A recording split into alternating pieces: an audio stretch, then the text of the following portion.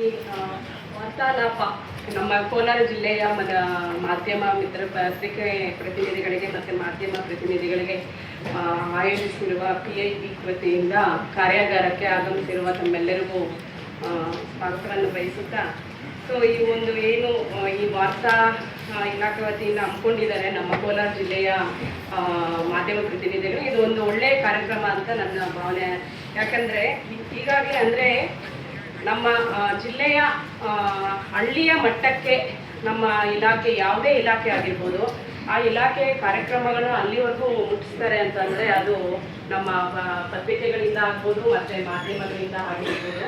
So ಇಲ್ಲಿಂದ ರೈತರಿಗೆ ಈ ಸರ್ಕಾರದ ವತಿಯಿಂದ ಯಾವ್ಯಾವ ಸಹಾಯಧನ ಸಿಗುತ್ತೆ ಮತ್ತು ಸರ್ಕಾರದ ಎಲ್ಲ ಕಾರ್ಯಕ್ರಮಗಳ ಬಗ್ಗೆ ಮಾಹಿತಿ ಕೊಡೋದು ಅಂತಂದರೆ ನಮ್ಮ ಪತ್ರಿಕಾ ಮಾಧ್ಯಮ ಮಿತ್ರರಿಂದನೇ.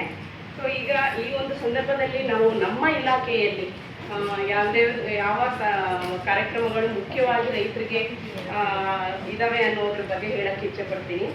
ಸೊ ಈಗ ನನಗೆ ಈ ಒಂದು ಕಾರ್ಯಕ್ರಮದಲ್ಲಿ ಹೇಳೋದಕ್ಕೆ ಕೇಂದ್ರ ಪುರಸ್ಕೃತ ಕಾರ್ಯಕ್ರಮಗಳ ಬಗ್ಗೆ ಹೇಳಕ್ಕೆ ಹೇಳಿದರು. ಸೊ ಅದಕ್ಕೆ ಮುಂಚಿತವಾಗಿ ಕೇಂದ್ರ ಪುರಸ್ಕೃತ ಏನು ಕಾರ್ಯಕ್ರಮಗಳ ಜೊತೆಗೆ ನಮ್ಮ ರಾಜ್ಯ ಸರ್ಕಾರದಿಂದ ಈಗ ಅಂದರೆ ರೈತರು ಅಂತಂದರೆ ಈಗ ನಮ್ಮ ಮುಂಗಾರು ಪ್ರಾರಂಭ ಆಗ್ತಾ ಇರೋದ್ರಿಂದ ನಮ್ಮ ಮುಖ್ಯವಾಗಿ ಇವಾಗ ಏನು ರೈತರಿಗೆ ಬೇಕಾಗಿರುವಂತಹ ಏನು ನಮ್ಮ ಕೃಷಿ ಇಲಾಖೆಯಿಂದ ಯಾವ ರೀತಿ ನಾವು ಸಹಾಯಧನವನ್ನು ಯಾವ್ಯಾವುದಕ್ಕೆ ಕೊಡ್ತಾ ಇದ್ದೀವಿ ಅನ್ನೋದಕ್ಕೆ ಹೇಳಕ್ಕೆ ಇಚ್ಛಪಡ್ತೀನಿ. ಮೊದಲಿಗೆ ರೈತರು ಅಂದ ತಕ್ಷಣ ನಮ್ಮ ಮುಂಗಾರು ಅಂದ ತಕ್ಷಣ ಬಿತ್ತನೆ ಬೀಜಕ್ಕೆ ಬಿತ್ತನೆಗೆ ಬೇಕಾಗಿರುವಂಥದ್ದು ಬಿತ್ತನೆ ಬೀಜ.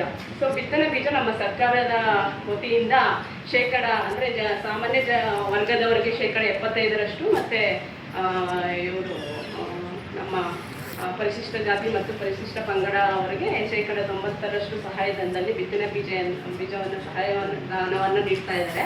ಸೊ ಇದರಲ್ಲಿ ಎಲ್ಲ ರೈತ ಸಂಪರ್ಕ ಕೇಂದ್ರಗಳಲ್ಲಿ ಈಗ ಬಿತ್ತನೆಗೆ ಬೇಕಾಗಿರುವಂತಹ ಬಿತ್ತನೆ ಬೀಜಗಳನ್ನು ನಾವು ದಾಸ್ತಾನು ಮಾಡಲಾಗಿದೆ ಈಗಾಗಲೇ. ಸೊ ಇದ್ರ ಜೊತೆಗೆ ನಮ್ಮ ಕೇಂದ್ರ ಸರ್ಕಾರದ ಕಾರ್ಯಕ್ರಮಗಳಿಗೆ ಬಂದಾಗ ಮುಖ್ಯವಾಗಿ ಸೂಕ್ಷ್ಮ ನೀರಾವರಿ ಯೋಜನೆ ಅಂತಂದರೆ ನಮ್ಮ ಇದು ಹೆಚ್ಚಾಗಿ ಕೋಲಾರ ಜಿಲ್ಲೆಯಲ್ಲಿ ಹನಿ ನೀರಾವರಿಗೆ ಹೆಚ್ಚಿನ ಒತ್ತು ಕೊಡ್ತಾ ಇರೋದ್ರಿಂದ ಸೊ ಅದರಲ್ಲೂ ಶೇಕಡ 90% ಎಲ್ಲ ವರ್ಗದ ರೈತರಿಗೆ ಶೇಕಡ 90% ಸಹಾಯಧನವನ್ನು ನಮ್ಮ ರಾಜ್ಯ ಸರ್ಕಾರ ಮತ್ತು ಕೇಂದ್ರ ಸರ್ಕಾರದ ಸಹಯೋಗದೊಂದಿಗೆ ಆ ಒಂದು ಯೋಜನೆಯನ್ನು ನಾವು ರೈತರಿಗೆ ನೀಡ್ತಾ ಇದ್ದೀವಿ. ಅದರ ಜೊತೆಗೆ ಕೃಷಿ ಯಾಂತ್ರೀಕರಣದಲ್ಲಿ ಪವರ್ ಟಿಲ್ಲರ್ ಆಗಿರ್ಬೋದು ಮತ್ತು ಬಿತ್ತನೆಗೆ ಉಳುಮೆಗೆ ಬೇಕಾಗಿರುವಂಥ ಎಲ್ಲ ಯಾವುದೇ ಉಪಕರಣಗಳಾಗಿರ್ಬೋದು. ಸೊ ಇದನ್ನು ಶೇಕಡ 50 ಮತ್ತು ಶೇಕಡ 90 ಸಹಾಯಧನದಲ್ಲಿ ನಾವು ರೈತರಿಗೆ ತಲುಪಿಸ್ತಾ ಇದ್ವಿ.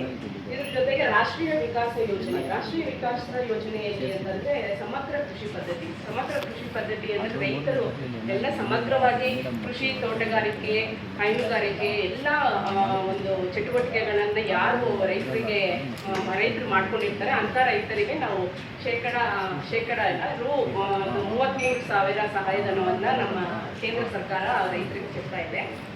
ಇದರಲ್ಲಿ ಆಹಾರ ಭದ್ರತೆ ಯೋಜನೆ ಮತ್ತು ಆತ್ಮನಿರ್ಭರ ಯೋಜನೆಯಲ್ಲಿ ಏನು ನ್ಯೂಟ್ರಿ ಸೀರಿಯಲ್ಸ್ ಅಂದರೆ ನಮ್ಮ ರಾಗಿ ಆಗಿರ್ಬೋದು, ತೊಗರಿ ಮತ್ತು ಇಂಥವುದಕ್ಕೆ ಬೀಜದಕ್ಕೆ ಶೇಕಡ 50% ಸಹಾಯಧನದಲ್ಲಿ ಮತ್ತು ಎಲ್ಲ ಇದು ರಾಸಾಯನಿಕ ಗೊಬ್ಬರಗಳು ಅಂತಂದರೆ ಜೈವಿಕ ಗೊಬ್ಬರಗಳು ಮತ್ತು ಏನು